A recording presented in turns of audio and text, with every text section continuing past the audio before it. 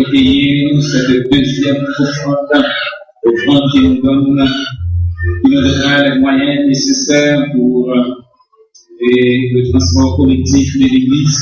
N'oubliez pas l'opération de Yadoken et honnête de tout genre et s'il vous plaît, vos pièces de 20 centimes d'une goutte.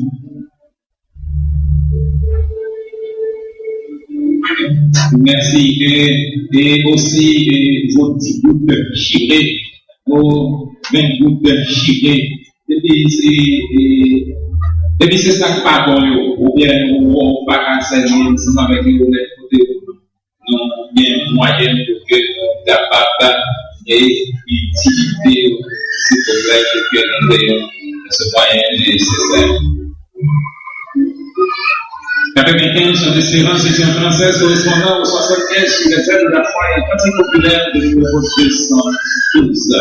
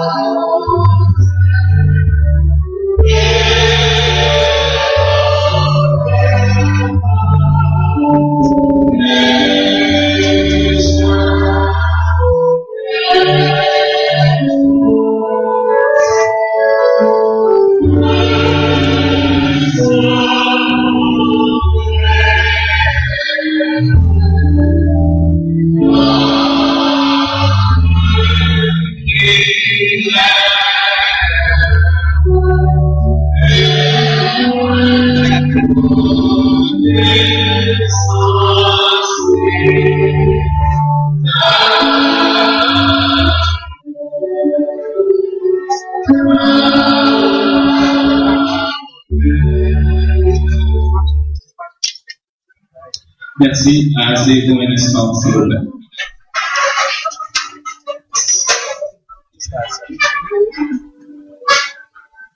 Vous pouvez faire un demi-cercle ici.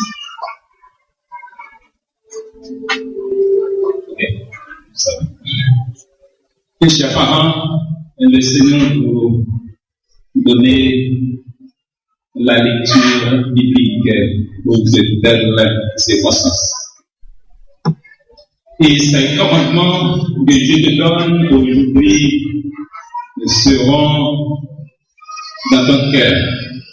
Tu les inculqueras à tes enfants et tu en parleras quand tu seras dans ta maison, quand tu iras en voyage, quand tu te coucheras et quand tu te lèveras.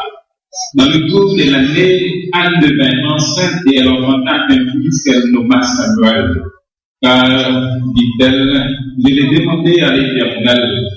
Quand elle m'eut sevré, elle me fit monter avec elle et prit 3 taureaux, un épha de farine et une autre de vin. Elle le mena dans la maison de l'Éternel à Shiloh. L'enfant était encore tout jeune.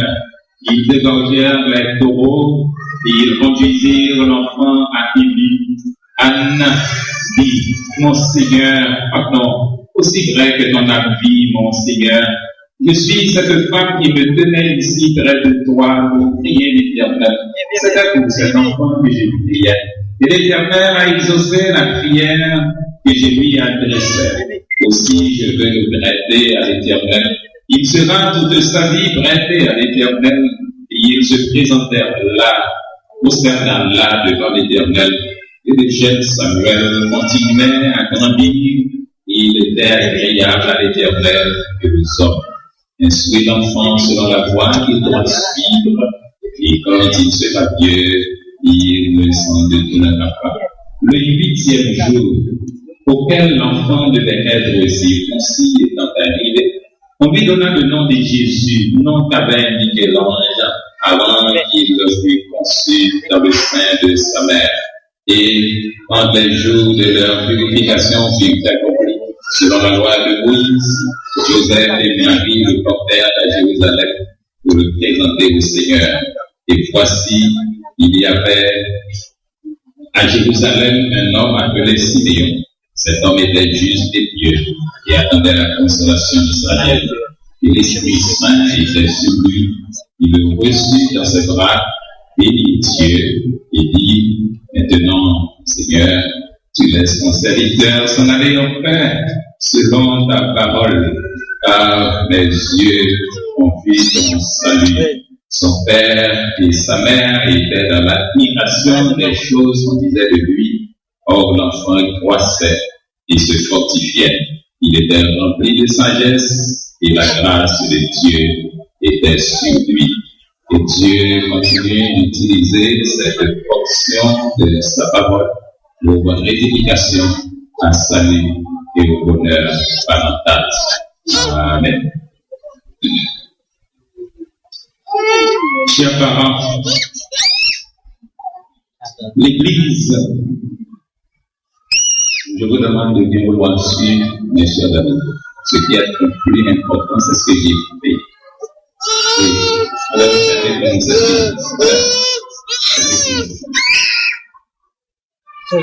merci.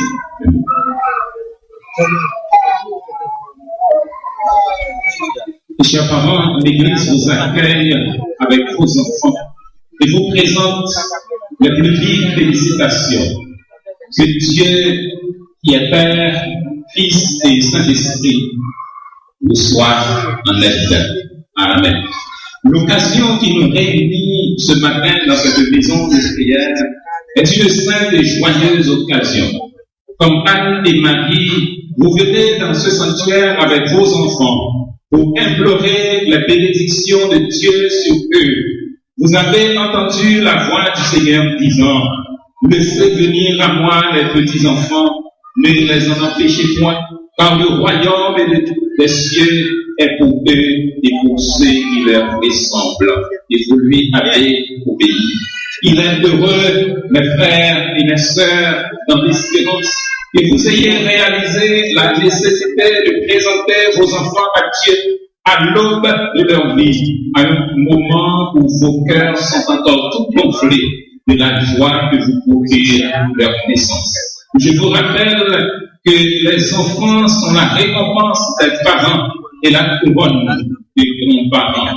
Le mystère de cette nouvelle vie vous porte à tourner vos regards vers Dieu, le Maître et le Créateur de toutes choses. Le but de ce service est de vous aider à réaliser qu'un devoir sérieux vous incombe, celui d'élever vos enfants dans la crainte du nom de Dieu.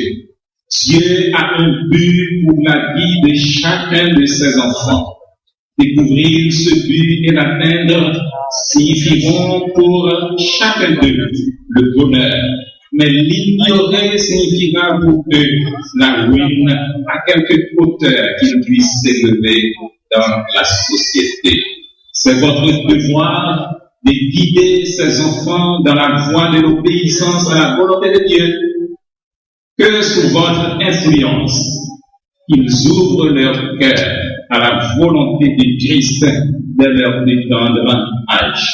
Maintenant, chers parents, je vous invite à répondre aux questions suivantes positivement en disant: oui, pasteur, par la grâce de Dieu. Chers parents, présentez-vous ces enfants à Dieu pour qu'ils lui appartiennent. Présentez-vous, promettez-vous de les élever dans la santé du corps, dans la droiture du caractère et dans la lumière de la foi en Jésus-Christ.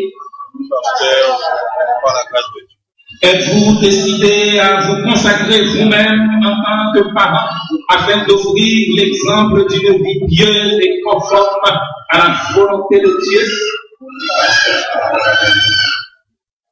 Et puisque vous avez pris l'engagement devant Dieu et devant cette assemblée de vous consacrer à la sainte et noble tâche d'élever vos enfants, prions le Seigneur. Nous exprimons notre gratitude au Père très bon et tout bon pour tous tes dons, Seigneur éternel.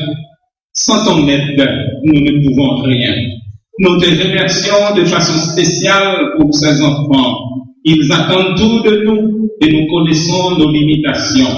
Accorde-leur les bénédictions les plus riches et sans nombre et permets qu'ils croissent devant toi et devant les hommes en sagesse, en stature et en grâce. Sois avec leurs parents, aide-les à avoir une vie en ce sens consacrée à Christ. Que ces enfants puissent apprendre dès leur plus tendre âge à reconnaître et à l'aimer. nous te prions pour tous les couples